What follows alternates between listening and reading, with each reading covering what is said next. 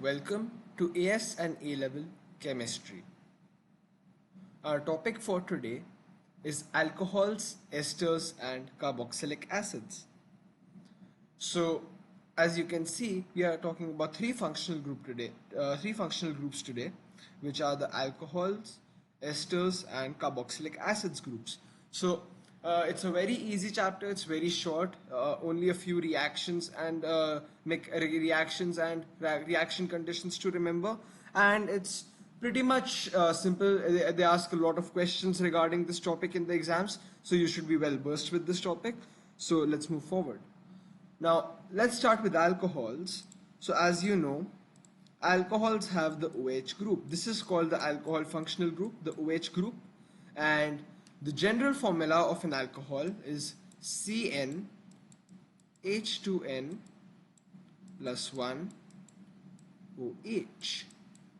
So if you want to take methanol, the number of carbon atoms is 1, so N is equal to 1. So this becomes CH3OH. Now, if I have to draw the fully displayed formula of this alcohol, it becomes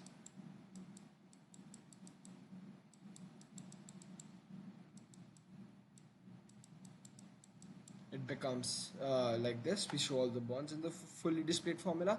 And if we have to draw the skeletal formula of this alcohol, of methanol, it will be a single line with OH at the end. So this shows that there is a methyl group here and it's bonded to an OH group. If you remember, in the skeletal formula, they only show the functional groups, not the carbon and the hydrogens, not the carbon atoms and the hydrogen atoms. So let's take another example of an alcohol, ethanol.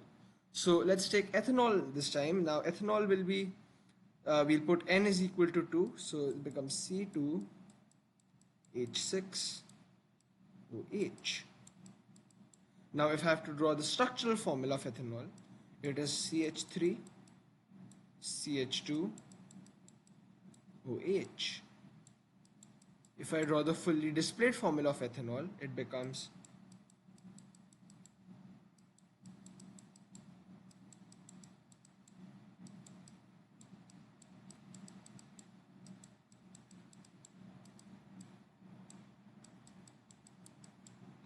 this. And if I draw the skeletal formula of ethanol, it is,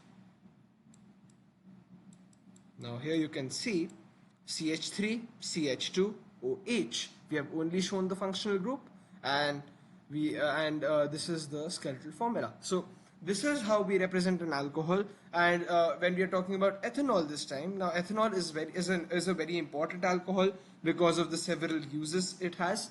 So it is used as a fuel in many cars because it combusts very well. So it is used as a fuel. We will see the combustion products as we move further in this presentation, but for now you need to know this.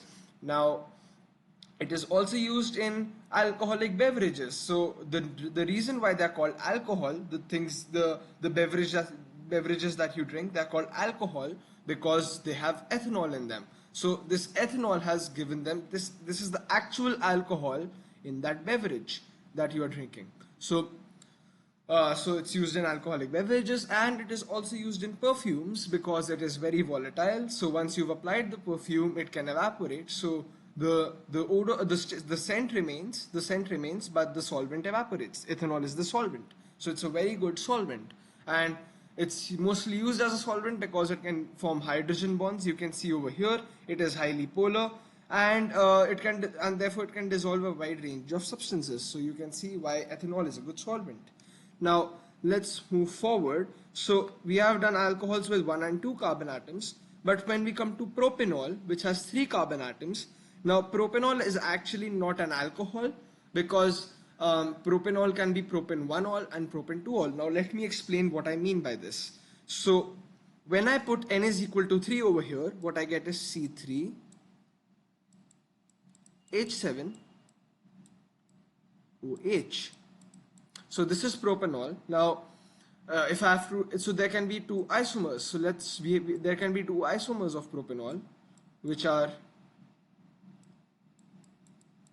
CH3 CH2OH